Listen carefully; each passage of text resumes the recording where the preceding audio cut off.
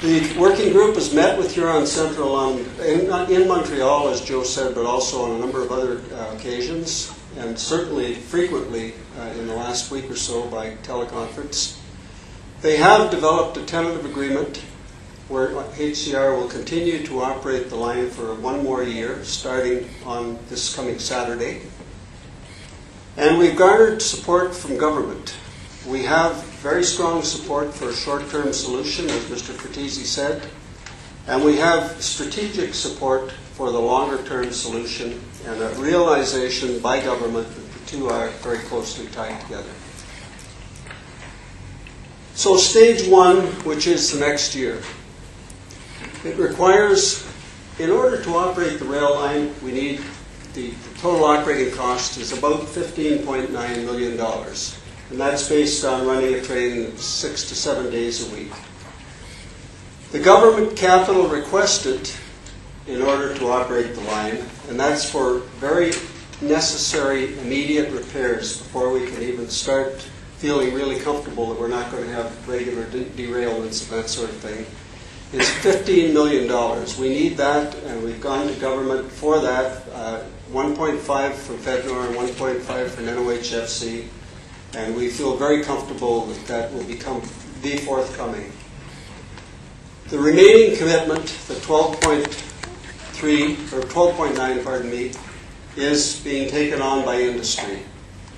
A term sheet has been developed among the parties as to how they will share that responsibility, and that is largely very complex and confidential arrangement that industry has developed. So the recommendations for stage one.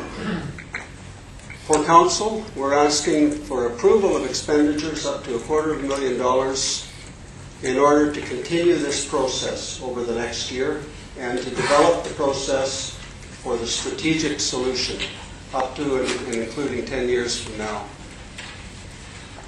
We want to underwrite the capital expenditures that are required for the government, $3 million, until the government grants are processed and flowed through to the city. And as we all know, that sometimes can take a little bit of time, hopefully weeks as opposed to months, but it could take a couple of months. We're requesting that the CAO be authorized to sign the term sheet on behalf of the city, which I mentioned earlier, which is part of the agreement between the parties. And we're also requesting approval of provincial and federal contracts associated with stage one. In other words, for the grant applications, we also are requesting the CAO's permission to, or the CAO have permission to sign those agreements.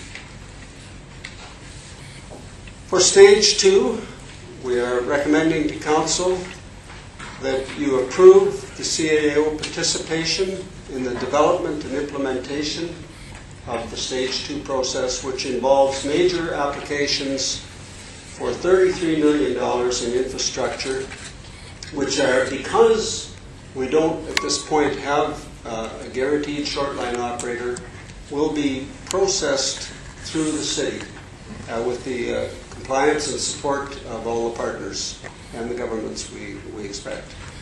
So we're doing that in 2 stages. Immediately there will be an application to the Infrastructure Stimulus Fund, which has to be in by the 18th of this month and is presently being put together by Jerry Dalsetti and his staff. And it is for roughly $12 million. And that will come out of the Infrastructure Stimulus Fund and should be flowing within months, I would expect.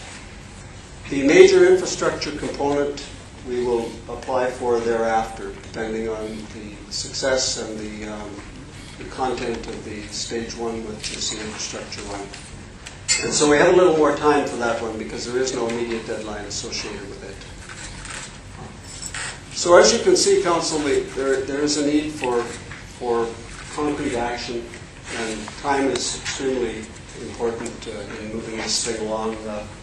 In talking to Mr. Bro today and listening to the partners talk to him, he was at a point where he was saying, okay, I now have to have a final deal so that I no longer lay off my staff and don't incur the severances, etc. that go with that. So in a nutshell, Your worship of council, that's the anticipation.